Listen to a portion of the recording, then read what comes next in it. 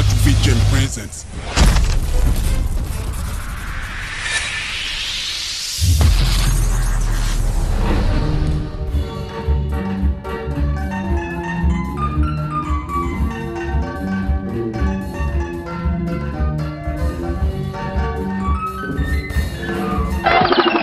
Voilà, alors aujourd'hui, cet événement que vous attendez sans doute, c'est cette compétition.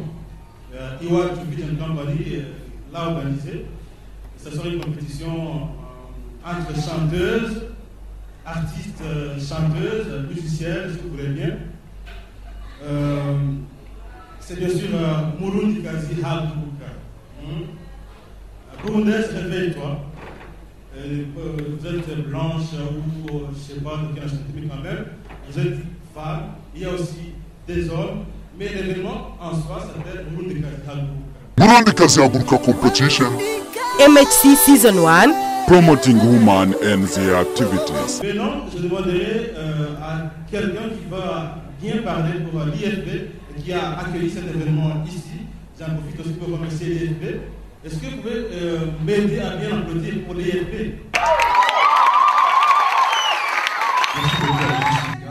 Bonsoir à tous. Bienvenue à l'IFP et bienvenue à cette soirée que nous allons passer en compagnie de la compagnie Iwaju Vision et en compagnie également de Keza Bikio. C'est vraiment un événement parce que pour ceux qui ne le savent pas, ce concert a été précédé d'une sélection, de concours, donc c'est également la première édition, ce qui n'est pas vraiment du tout facile à organiser. Voilà. Personnellement, je trouve que l'événement tombe bien. Cet hommage, cet hymne à la femme, qu'il y a quelques semaines, exactement le 8 mars, on vient de célébrer la Journée internationale de la femme. Voilà donc une voix, la voix de Keza Bikio qui se joint à toutes les voix du monde pour appeler les femmes en fait, à prendre leur véritable place.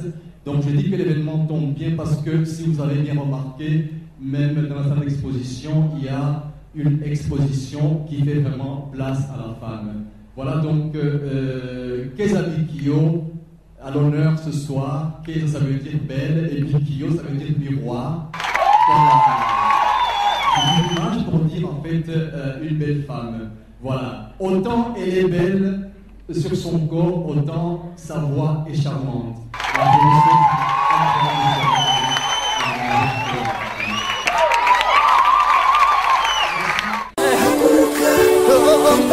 Et dans quelques instants, vous aurez une grande star de cette soirée. C'est bien sûr Bikio. Bikio. Bikio. Bikio. Encore pour Bikio. Bikio, bienvenue.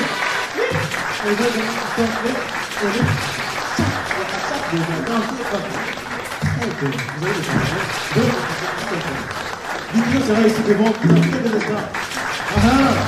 Bikio.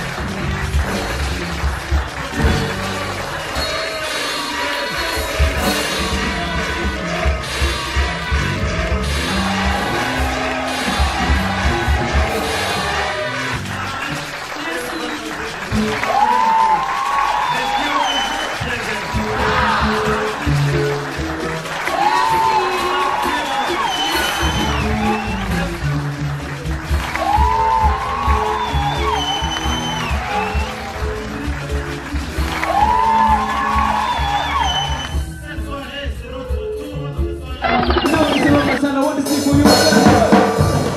Remember that you want to get enough for you.